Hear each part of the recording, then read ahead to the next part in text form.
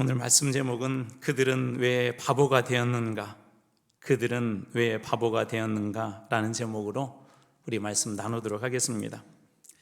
가수 김도향 씨, 아마 연세 드신 분들은 좀 아실 것 같은데요, 이분이 부른 노래 중에 난 바보처럼 살았군요라고 하는 그런 노래가 있습니다. 이 노래는 어느 날 낙엽이 떨어지는 이렇게 모습, 그 소리를 보고 덧없이 흘러버린 세월에 대한 아쉬움을 노래하고 있는데요, 잃어버린 세월, 흘려버린 세월을 다시 찾을 수만 있다면 얼마나 좋을까라고 하며 이 가수는 이렇게 노래합니다. 난 참 바보처럼 살았군요. 난 참 바보처럼 살았군요. 인생을 살다 보면 우리 자신에게도 내가 참 왜 이렇게 살았지, 바보처럼 살았구나 라고 한 그런 때도 있기도 하고, 혹은 우리 가까이 있는 사람 혹은 어떤 사람들의 이야기를 들으면서 왜 저 사람은 저렇게 바보처럼 살지라고 하는 그런 생각이 들 때가 있습니다. 지난 9일 동안 다니엘 기도에 나오신 분들 한 분 한 분을 이렇게 되돌아보았더니 이분들의 그 삶이 참 엉뚱하더라고요. 거동불편한 교인 몇 명의 작은 시골 교회 산골로 들어간 인불교회 이현용 목사님, 한동대라고 하는 최고의 좋은 학부를 나와 대학을 나와 좋은 직장을 마다하고 어려운 이웃과 장애우들을 돕겠다고 사회적 기업으로 뛰어든 임정택 대표, 유명 정치인의 길을 그만두고 마약으로 길을 잃은 사람들을 돕겠다고 그 길을 완전히 바꾸어버린 남경필 대표, 작가로서 산다는 것도 어렵고 힘든데 아프리카에 우물 파는 그런 사역을 쉬지 않고 하고 있다는 이요셉 작가. 이요셉 작가가 한 번은 이런 얘기를 해 주시더라고요. 아내가 건축회사에 근무했는데 그 회사가 부도가 났대요. 그 중에 2억이 넘는 빚을 이 가정이 감당해야 했다고 합니다. 그 당시에 400이나 450만 원 정도의 돈만 있으면 그것을 해결할 수도 있었는데 마침 수중에 400만 원이 좀 넘는 돈이 좀 있었대요. 아프리카에 우물 파주려고 모아두었던 그 돈이었는데 그 돈을 자신을 위해서 쓸 수 없었고 쓰지 않았다고 합니다. 그 돈만 있으면은 2억이라는 빚도 쉽게 갚을 수 있는 길도 열리고 가정이 어려워지는 그런 상황으로 치닫지 않아도 되는데 그는 미련하게도 순종합니다. 이 모든 사람들이 한결같은 공통점들이 있죠. 바로 모두가 바보 같다는 것입니다. 세상 사람들이 볼 때는 바보처럼 느껴질 수밖에 없는 사람들입니다. 다른 사람들보다 좋은 조건을 가지고 있었기 때문에 그 길을 굳이 가지 않아도 되는데 어렵고 힘든 길을 선택해서 이들은 걸어갑니다. 오늘 본문에서도 바로 그런 사람 바울을 만나게 되는데요, 오늘 본문은 3차 전도여행을 마치고 예루살렘에 돌아와서 며칠 동안 있었던 때 그때 일어난 이야기입니다. 바울이 돌아오자마자 예루살렘 지도자였던 야고보 사도로부터 한 이야기를 이렇게 듣게 돼요. 어떤 이야기를 듣냐면, 바울, 유대인들이 말하는데 내가 율법을 어기고 하나님의 성경을 모독했대. 나는 내가 그런 사람이 아니라는 걸 알아. 그렇지만 사람들이 너를 그렇게 오해하고 있어 라는 그런 소식을 듣습니다. 그래서 이 바울이 율법 그리고 성전을 모독하거나 율법을 무시하는 것이 아니라는 것을 보여주기 위해서 그런 야고보의 제안대로 성전에 들어가서 7일 동안 결례의 기간을 갖습니다. 오늘 말씀은 바로 그 결례가 끝나는 일주일쯤 되는 때 이 성전에서 시작되는데요, 어떤 일이 일어났을까요? 오늘 말씀의 27절입니다. 그 이래가 일주일이 7일이 거의 참에 아시아로부터 온 유대인들이 성전에서 바울을 보고 또 무리를 충동하여 그를 붙들고, 성전에서 결례를 행하는 한 일주일 정도 되었을 때 그곳에서 규정대로 일주일 동안 결례를 마칠 무렵에 이 일이 일어났는데요, 뜻밖의 한 사건이 일어납니다. 아시아로부터 온 어떤 유대인들이 성전 안에서 바울을 보고는 바울을 이렇게 했대요. 모든 무리를 충동하여 그를 붙들고라는 말은 마치 어떤 죄인, 강도짓이나 도둑질을 한 그런 사람을 붙잡는 것처럼 바울을 사람들이 붙잡았다는 것입니다. 바울이 예루살렘에 온 것은 하나님의 뜻이었고 하나님의 계획이었었죠. 그리고 그 여정에 대한 바울이 어떠한 일들이 일어날지를 바울은 이미 알고 있었습니다. 그런데도 바울은 그것을 순종을 했어요. 야, 그곳에 가면 어려워. 네가 묶임당할 것이고 자칫 죽을 수도 있어. 그런데 그 길을 순종하여서 지금 예루살렘에 온 거예요. 만약 여러분들이 이런 길을 택했다면 이런 기대도 할 수 있지 않을까요?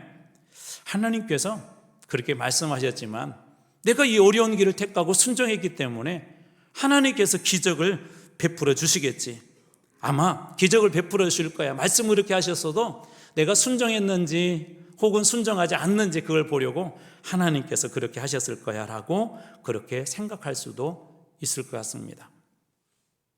우리는 전 시간에 베세메스로 가는 암소 이야기와 바울의 이야기를 나눴습니다. 블레셋이 이스라엘과 싸움에서 승리하여서 법궤를 빼앗아갔고 그 법궤가 블레셋에 있는 동안에 계속해서 어려운 일이 일어나니까 암소 2마리를 선택해서 이 수레에 법궤를 싣고 베세메스로 이렇게 향하게 했습니다. 이 암소들은 송아지가 있는 소들이었어요. 그런데 이 소들은 그들이 죽으러 가는 길도 알았던 것 같습니다. 왜냐하면 이 송아지들과 헤어질 때 너무 괴로워했거든요. 그리고 가는 길에 아무런 말도 하지 않고, 무슨 소들이니까 말은 하지 않았겠지만 눈물을 뚝뚝 흘리면서 이 베세메스로 한치 오차도 없이 그것을 향해서 똑바로 걸어갑니다. 아마 죽으러 가는 것을 알았던 것 같습니다. 송아지와 떨어져 자기에게 맡겨진 사명의 길을 간다는 게 미물이지만 얼마나 두려웠겠습니까? 이렇게 생각할 수도 있을 것 같아요. 이 미물도 눈물을 흘리면서 자식과 떨어지고, 그리고 죽게 되면 다시는 블레셋 땅으로 돌아올 수도 없고, 그리고 자식들을 볼 수도 없게 눈물을 흘리며 가는 그 암소를 본다면 제가 하나님이라면 마음을 돌이킬 것 같아요. 아니면 아브라함이 기도했던 것처럼 제물로 다 각이 떼어서 드려준 후에 하나님 앞에 온전히 드려진 다음에 이 동물에게도 부활의 은혜를 주셔서 다시 쫙 살려줘가지고 수고했다 하고 다시 블레셋으로 보내면 얼마나 좋겠습니까? 그런데 그런 일들은 일어나지 않았습니다. 사무엘상 6장 14절입니다. 수레가 베세메스 사람 여호수아의 밭 큰 돌 있는 곳에 이르러 선지라 무리가 수레의 나무를 패고 그 암소들을 번제물로 여호와께 드렸다. 번제물, 각을 띄우고 다 태워서 드려버린 거예요. 흔적도 남지 않게 태워서 드려버린 겁니다. 암소들의 예상은 불행하게도 맞았고 블레셋 땅으로 돌아갈 수도 없었고 새끼를 두고 죽어서 하나님 앞에 제물로 드려져서 거기에서 그들의 모든 것들은 끝이 납니다. 기적이 아닌 죽음이 그들에게 기다리고 있었던 유일한 마지막 길이었던 것이죠. 예수님은 어떻습니까? 순종하여서 사람이 되셨고 마구간에 태어나셨고 변방 갈릴리에 살았고 시골 목수의 아들로 살았고 끊임없이 갈릴리, 사마리아, 유대 그리고 요단 동편까지 쉼없이 이 땅에 보내신 동안에 개 3년 반 동안 예수님은 열심히 사역을 했습니다. 그리고 그 마지막은 예수님에게도 십자가였습니다. 기적이 아니라 죽음이 기다리고 있었던 것이죠. 사도 바울은 어떻습니까? 그를 기다리는 것이 무엇일까요? 오늘 본문의 사도행전 21장 27절에 36절에는 성전에서 당한 일과 성전 밖에서 당한 일들이 등장하는데요.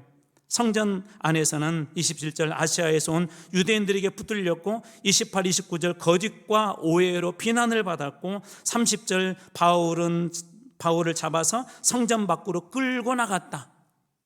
그리고 성전 밖에서는 33절 두 쇠사슬의 결박을 당했고 35절 무리에게 폭행을 당했으며 36절 바울을 없애라고 고함을 치며 사람들이 위협을 했다고 그렇게 이야기합니다. 순종하며 그 길을 갔는데 기다리고 있는 것은 축복도 명예도 기적도 아닌 고난의 여정이었었고 죽음의 여정이었습니다. 왜 바보처럼 그들은, 예수님은, 바울은 이런 길들을 간 것일까요?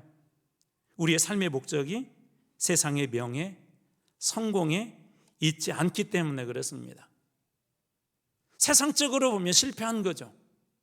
왜 그런 고생을 하고 돈도 안 되는 일들 하고 세상에서 볼 때는 저주받은 그 자리로 가는 거, 그 많은 학위들을 다 버리고 예수 믿겠다고 모든 걸 다 포기한 그런 바보스러운 행동은 세상에서는 이해할 수가 없었던 것입니다.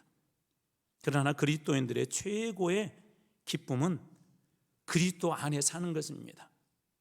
우리의 삶의 형편에 상관없이 그리스도 안에서 살아낼 때, 주님이 내 삶의 주인이 되어 주실 때, 험한 골짜기를 가고 사망이 음침한 골짜기를 간다 할지라도 주님이 내 삶의 주인이 되어 주시는 것, 이것이 가장 소중했기 때문에 기적을 바라고 간 것이 아니라 순종하며 그 길을 갈 수 있었던 것이죠. 바보 의사로 불리는 의사가 한 분 계셨습니다. 의학분업 때 여러분 아마 기억하실 거예요. 병원들도 다 파업을 했고 많은 의사들도 길거리로 나갔습니다. 그런데 한 젊은 청년 의사가 응급실을 이렇게 지켰대요. 선후배들로부터 손가락질과 비난을 받았대요. 야, 지금 아니면 우리 못 얻어내. 그런데 이 친구는 병원을 떠날 수가 없었어요. 응급실에 온 사람들이 대부분 어떤 사람이요? 절박한 사람들이고 분초를 다투는 사람들이고 무엇보다도 생명이 걸려 있었기 때문에 예수 믿는 한 사람으로서 그는 응급실을 떠날 수가 없었습니다. 그의 이야기를 담은 책 그 청년 바보 의사 안현수라고 하는, 지금 돌아가셨는데 그 의사에 관한 이야기 그 책에서는 이렇게 어느 한 부분에서 기록되어져 있습니다. 그 청년은 일과가 끝난 후 자신이 돌보는 환자를 일일이 찾아가 잠들어 있는 환자들의 머리맡에 서서 충심으로 병이 나 살아나기를 기도했습니다. 그의 이러한 행동이 환자들을 일으키는 기적을 낳았습니다. 그 청년은 점점 더 좋은 의사가 되어갔습니다. 의술로 병을 고치는 일도 중요했지만 하루 일과 다 끝나고 퇴근한 후에 다시 그 환자들을 찾아가서 주님의 마음으로 정말 주님께서 고쳐주시라고, 가족처럼, 아들처럼, 딸처럼, 엄마처럼, 아빠처럼 그를 위해서 이렇게 간절히 기도해 주었다는 것입니다. 책에서 저자는 안현수 씨에 대해서 귀가 하나 더 있다고 이야기하면서 그는 하나님께서 말씀하실 때 그 말씀을 잘 듣는 순종의 귀가 있었대요. 일과가 끝난 후에도 그래서 어려운 환자를 찾아가서 기도할 수 있었던 것이죠. 이러한 그의 모습이 점점 더 좋은 의사가 되어가고 있다라고 책에서는 기록하고 있습니다. 우리는 어떻게 더 좋은 그리스도인이 될까요? 우리는 어떻게 더 좋은, 이 땅에 살면서 더 좋은 그리스도인이 될 수 있을까요? 지금 가는 길이 기적의 길이 아니고 축복의 길이 아니고 그 길이 설령 고난이 기다리고 죽음의 길이 있다 할지라도 주님께서 말씀하실 때 그 길을 묵묵히 걸어내며 한 걸음씩 넘어지지만 다시 일어나서 한 발자국씩 나가는 그런 사람들이 좋은 그리스도인이 되어가고 있는 것은 아닐까요? 지난 금요일에 인도 선교사로 있는 전던 선교사님의 간증을 들었습니다. 인도 출신의 전던 선교사님은 한국에 유학을 했고 한국의 큰 교회에서 외국인 사역 혹은 이주민 사역 큰 도네이션을 받아서 할 수도 있는 그런 분이셨어요. 그런데도 그는 다시 하나님의 부르심에 순종하여서 본국 인도로 돌아갔고 그곳에서도 하우라라고 하는 지역에 가서 선교를 시작했는데 힌두교인이 70%가 넘어요. 거기에는 우상들의 기가 소위 우상들의 기가 세요. 두려움의 땅에 있었어요. 그런데 그는 묵묵히 순종하면서 그 땅으로 들어갑니다. 이름도 없이 빛도 없이 멸시 천대받는 곳으로 순종하며 들어간 것입니다. 우리 많은 사람들은 예수를 믿으면서도 기적이 있는 곳으로 가기를 원해요. 예수를 믿으면서도 하나님의 축복이 있는 곳으로 가기를 원해요. 예수를 믿으면서도 돈을 많이 벌 수 있는 곳으로 가기를 원해요. 예수를 믿으면서도 자신에게 유익한 곳으로 가기를 원해요. 편한 곳으로 가기를 원해요. 그런데 왜 이 사람들은 바보처럼 돈이 되지 않는 곳, 성공이 보장되지 않는 곳, 불편함이 득실거리는 곳, 빛이 하나도 없는 그 어둠 속으로 이 사람들은 들어가는 것일까요? 이러한 하나님의 고민이 이사야 시대에도 있었던 것 같습니다. 이사야 6장 8절입니다. 내가 또 주의 목소리를 들으니 주께서 이르시되 내가 누구를 보내며 누가 우리를 위해 갈까 하시니. 왜 하나님께서는 그런 고민을 이사야에게 들려주셨을까요? 내가 누구를 보내며 누가 우리를 위해서 갈고. 많은 사람들이 기적이 있는 곳으로 가기를 원하고 축복이 있는 곳으로 가기를 원하고 돈 잘 버는 곳으로 가기를 원하고 성공하는 곳으로 가기를 원하지만 정말 주님이 가장 필요한 곳으로 가려고 하는 사람들이 없었던 것 같습니다. 그때 이사야는 하나님 앞에 담담하게 그리고 담대하게 이렇게 고백합니다. 주님, 내가 여기 있습니다. 나를 보내소서. 여러분 혹시 주님의 사역을 하다가 교회 안에서 왜 나만 이런 고생을 하지? 내가 열심히 기도하고 열심히 하나님에 매달리는데 왜 나만 이런 고난이 있지라고 생각하시는 분들이 계십니까? 여러분 어쩌면 응답받지 못한 그 자리가 주님께서 가장 기뻐하시는 자리일 수가 있습니다. 아무도 알아주지 않지만 때로는 누군가로부터 핀잔을 듣는 사역의 자리지만 어쩌면 내가 그곳에 누구를 보낼까 할 때 순종하며 가고 있는 그 자리가 순종의 자리일 수도 있다는 것입니다. 오늘 바울이 서 있는 자리가 바로 그런 자리 아닙니까? 그렇다면 왜 하나님께서는 예루살렘으로 이 바울을 보내셨을까요? 사람을 살리는데도 골든타임이 있는 것처럼 영혼을 살리고 교회를 세우는데도 골든타임이라는 게 있습니다. 골든타임. 바울의 지금 상황은 심각하죠. 어떤 상황입니까? 바울은 지금 군중들에게 자칫 잘못하면 죽을 수도 있고 이제 로마 군인들에게 잡혀서 평생 감옥살이를 할 수 있는 그런 상황 속에 있지만 사도 바울은 22장 1절에서 21절에 자기 자신을 먼저 22장 3절에 소개하면서 이런 내용으로 전개를 합니다. 22장 3절입니다. 나는 유대인으로 길리기아 다소에서 났고 이성에서 자라 가말리엘 문화에서 우리 조상들이 율법의 엄한 교훈을 받았고 오늘 너희 모든 사람처럼 하나님께 대하여 열심히 있는 자라 그의 최고의 모든 걸 다 가졌다고 사도 바울은 그렇게 이야기합니다. 그러면서 그는 다메섹으로 가는 도중에 예수를 만났고 그것이 인생의 큰 전환점이 되었고 그의 메시지는 어느 순간에 자기 자랑이 아니라 이 예수로 복음으로 향하고 있는 것을 보게 됩니다. 바울이 예루살렘에서 죽을 줄 알면서도 전하고 싶었던 건 뭐냐면 예수와 그의 복음이었어요. 여러분 이 세상에서는 예수님이 필요 없는 인생은 아무도 없습니다.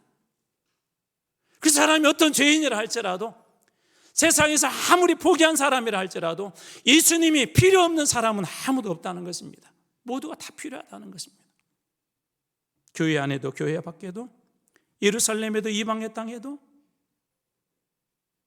세상에만 골든타임이 있는 것이 아닙니다. 하나님께서 우리에게 마음을 품게 하셨다는 것은 지금이 골든타임이라는 거예요. 예루살렘으로 가라. 기도의 자리로 가라. 그 사람을 전도해라. 지금이 골든타임이라는 거예요. 이요셉 작가에게 들었던 우리 간증 이야기도 하실 것입니다. 어느 날 말씀을 묵상하고 있는데 지극히 작은 자에게 한 것이 곧 나에게 한 것이다 라는 그 말씀이 묵상되어졌고, 그때 두아냐라고 한 노숙자를 만났는데 청년 노숙자였대요. 그에게 빵도 주고 집으로 데리고 와 재우기도 했는데 겨울이 다가오니까 이 겨울을 피할 수 있는 고시원을 이곳저곳 찾아놔야 돼. 없었대요. 마침 한국과 연결되어서 이 두아니를 그 고시원에 겨울을 보낼 수 있도록 그곳에 이렇게 보냈대요. 어떤 일이 일어났을까요? 지극히 작은 자에게 한 것이 나에게 한 것이다 라는 그 마음으로 예수님께 하듯이 그 청년을 그게 되었더니 이후 그 청년은 더 이상 노숙자 생활을 하지 않았대요. 그 작은 섬김 하나가 한 사람의 인생을 바꿔놓았던 것이죠. 이 청년에게 그때가 골든타임이었던 것입니다. 우리 겨울이 되면 많은 노숙자들이 돌아가신다는 이야기를 들어요. 어쩌면 그 청년에게 그 시간은 골든타임이었던 것이에요. 이런 시간들이 있지만 골든타임에서는 쉽게 포기하는 것이 아닙니다. 왜냐하면 그 시간이 유일하게 사람을 살릴 수 있는 마지막 시간이기 때문에 그래요. 바울에게도 위협이 찾아왔죠. 22절에 보면 이 말하는 것까지 그들이 듣다가 유대인들이 듣다가 소리질러 이르되 이러한 자는 세상에 없애버리자, 살려둘 자가 아니다, 죽이겠다고 사람들이 이렇게 외칩니다. 천부장과 로마 군인들의 반응 어떻습니까? 22장 24절입니다. 천부장이 바울을 영내로 데리고 가라 명하고 그들이 무슨 일로 그에 대해 떠드는지 알고자 해 채찍질하여 신문하라 한대. 군중들은 죽여라고 그렇게 이야기하고 그 다음에 천부장은 채찍질하여서 무슨 일인지 알아내라고 그렇게 합니다. 그런데도 바울은 그 길을 묵묵히 걸어가요. 다니엘 기도에 여러분 어떤 마음으로 여러분 참여하고 계십니까? 그냥 행사 정도로 생각하십니까? 저는 여러분들이 이번 다니엘 기도회를 내 인생의 골든타임으로 잡았으면 좋겠다는 생각이 듭니다. 기도를 포기하지 마십시오. 말씀대로 기도해 보십시오. 기도하지 않기 때문에 응답받지 못하는 것입니다. 기도하되 의심하며 기도하기 응답받지 못하는 것입니다. 기도하되 주면 좋고 안 줘도 괜찮고 미지근한 기도가 문제인 것입니다. 기도는 뭐냐면 부르짖는 거예요. 하나님께서 저에게 다니엘 기도 시작하면서 주셨던 마음이 부르짖는 기도였어요. 전던 선교사님 간증 하나를 또 소개합니다. 간절히 그분이 기도했던 이야기 하나를 들었어요. 동네 깡패와 어울리다가 형이라고 불리는 깡패 중에 한 명이 이렇게 잡혀갔는데 감옥에서 죽었대요. 자살했다고 하지만 타살에 의한 것에서 죽은 것 같습니다. 그런데 이 무리들도 전던 선교사님을 포함해서 잡혀갔대요.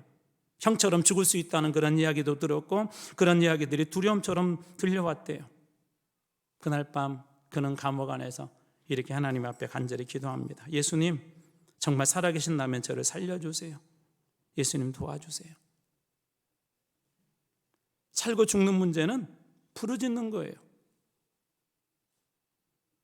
많은 분들이 자녀를 위해서 기도한다고 하지만 살고 죽는 문제로 보지 않습니다. 들어주시면 좋고 들어주지 않으면 어쩔 수 없고, 아니, 부르짖는 거예요. 자녀의 인생에 하나님의 은혜가 필요하다면 부르짖는 거예요. 너는 내게 부르짖으라, 내가 내게 응답하겠고 내가 알지 못하는 크고 은밀한 일을 내게 어떻게 하신다고요? 보이리라. 부르짖는 거예요.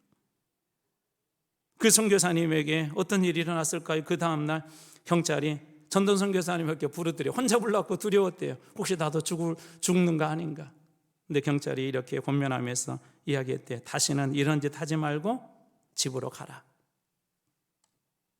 이후에 폐결핵에 걸렸을 때도, 어머니가 병들었을 때도 하나님은 그의 간절한 부르짖는 기도를 들어주셨고 그것을 통하여 어머니도 아버지도 모든 가정이 예수를 믿게 되었다는 것입니다.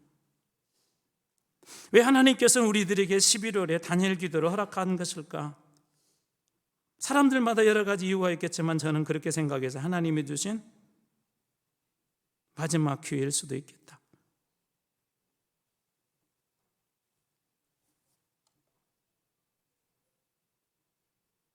어떤 분들에게는 이번이 마지막 기도의 기회일 수도 있겠다. 어떤 분들에게는 자녀를 살릴 수 있는 마지막 기회일 수도 있겠다. 그렇기 때문에 힘들고 어렵지만 이 21일의 여정을 묵묵히 걸어가는 것입니다. 자, 그렇다면 바보스럽게 가는 사람들에게 그 고난이 끝일까요? 그렇지 않습니다. 이들에게 주는 놀라운 은혜들인 첫 번째, 십자가의 승리가 있습니다. 골로새서 2장 15절 말씀, 통치자들과 권세들을 무력화하여 드러내어 구경거리로 삼으시고 십자가로 그들을 이기셨느니라. 무엇으로 이기셨다고요? 십자가로 그들을 이기셨느니라. 여러분, 조금 힘들더라도 한번 우리 힘을 내어서 그 십자가로 그들을 이겼느냐 하는 이 말씀의 자리로 우리 한번 모두 한번 나가보면 어떨까요? 남은 시간이라도 하나님 앞에 부르짖으며 우리 자녀들을 위해서, 이 땅의 교회들을 위해서, 무너져가는 선교 현장을 위해서, 무너져가는 우리 한국 사회를 위해서, 대통령을 위해서 하나님 앞에 그렇게 걸어가게 될 때 우리들에게도 이 십자가의 영광의 은혜를 주실 줄로 믿습니다. 두 번째로 하나님의 살아계심을 경험하고 드러나게 됩니다. 바보처럼 묵묵히 걸어가지만 그 자리에서 하나님의 살아계심을 우리는 만날 수 있다는 거예요. 다니엘이 그런 사람 아니었습니까? 예배 포기할 수 없어서 예배드리다가 그는 사자굴에 던져졌습니다. 그런데 훗날 그를 사자굴에 던진 다리오 왕은 이렇게 고백합니다. 다니엘서 6장 26절, 이제 내가 이제 조서를 내리노라. 내 나라 관할 아래에 있는 사람들은 다 다니엘의 하나님 앞에서 떨며 두려워할지니 그는 살아계신 하나님이시요 영원히 변하지 않으실 이시며 그의 나라는 멸망하지 아니할 것이요 그의 권세는 무궁할 것이며. 누가 지금 고백한 이방의 나라가요? 다니엘이 바보처럼 그 명예로운 자리, 그 훌륭한 자리에 다 데려치고 예배드리다가 사자굴에 던져졌는데 그곳에서 보여진 게 뭐예요? 하나님의 살아계심, 하나님의 영광, 하나님의 권세, 하나님의 놀라운 은혜들을 다니엘뿐만 아니라 이방의 왕이 경험합니다. 왜 예수님을 경험하지 못합니까? 말씀대로 해보지 않았기 때문에 그런 거예요. 십자가가 두렵다고, 고난이 두렵다고, 예수 믿으면서 축복만 받겠다고 하기 때문에 그런 것입니다.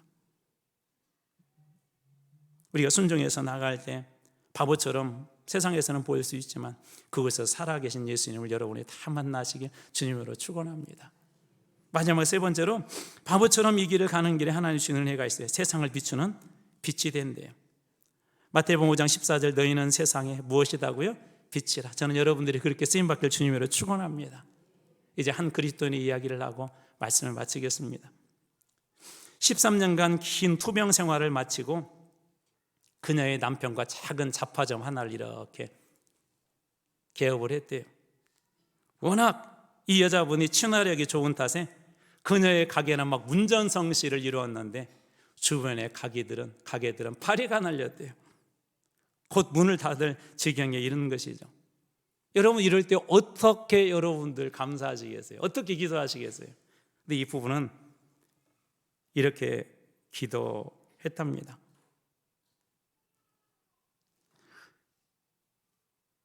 주변의 가게들이 문을 닫지 않도록 하나님이 주신 양지를 음지로 바꾸어 달라고 기도를 드렸다. 자신들의 가게로 인해 주변 가게가 어렵게 된 것은 예수 믿는 사람으로서는 결코 해서는 안 되는 일이라고 생각했다. 미우라 아야코 부부는 이웃 가게들과 함께 살아가는 것을 선택했다. 가게의 물건을 3분의 1 정도만 갖춰 놓자 주변 가게도 골고루 잘 되었다. 바보 같지 않으세요? 저는 목사로서 그럴 것 같아요. 집사님, 돈 많이 벌었고 11조 하면 좋잖아요. 혹 그런 생각할 수도 있지 않을까요? 그런데 줄였대요. 이웃 가게도 함께 잘 됐대요. 가게 일로 바쁘지 않게 되자 그녀는 여유 있는 시간에 글을 썼다. 그렇게 5년이라는 시간이 흘렀고 42살 나이에 아사히 신문이 주최한 소설 공모전에 당선되었다. 이름이 잠깐 나왔는데요, 세계적인 기독교 문학 작품인 빙점의 작가인 미우로 아야코의 이야기입니다. 이런 모습이 그리스도인 아닐까요? 돈이 세상에서 제일이라고 할 때 더불어 살려고 자신의 것을 손해보는 것, 돈이 최고라고 말할 때 사랑이라는 이름으로 누군가에게 나누어주는 것, 돈이 최고라고 할 때 이웃과 함께 잘 사는 더 그런 것이 더 좋은 것이라고 외치는, 바보처럼 외치는 그런 사람. 교회도 그런 교회가 되어야 하지 않을까요? 저는 이번 다니엘 기도를 하면서 여러 가지 상상과 여러 가지 꿈을 꾸었어요. 농촌교회 봉급차 사주기, 선교사님들 연금 들어주기, 구역마다 선교사님들 한 분씩 후원하기, 기독교 출판사들이 어렵대요. 기독교 서적 매월 100권씩 구매해 성도들과 읽고 나누기, 어렵고 힘든 목회자들, 선교사님들 자녀들 장학금 주기, 지역사회를 돌보는 교회 되기, 홀로 사는 어르신들을 섬기는 교회 되기, 홀로 있는 청년들에게 발벗이 되어주는 교회, 갈 곳 없는 청소년들이 와서 라면이라도 먹고 쏟아들 수 있는 교회. 사소하지만 마음속에 주신 감동을 따라 슬픔을 당한 이웃들을 위해서 기도해주고, 어려움 속에 있는 이웃들에게 한 손을 내밀고 힘들 때 힘내라고 진심으로 말해줄 수 있는, 합창단의 다양한 음색을 가진 소프라노, 테너, 베이스의 다양한 음색들이 있지만 이 다양한 색깔들이 어울려서 아름다운 소리를 만들어내는 것처럼 그리스도의 마음으로 합쳐져서 세상에 아름다운 화음을 내는 그런 교회, 서로 다른 현악과 관악들이 소리를 지어 소리를 가지고 있지만 아름다운 화음을 만들어내는 오케스트라처럼 성도들이 모두가 예수님의 마음을 닮아 이웃들에게 마음껏 퍼주고 사랑하고 세상을 웃게 하고 행복하게 하는 바보 같은 그런 교회, 그런 교회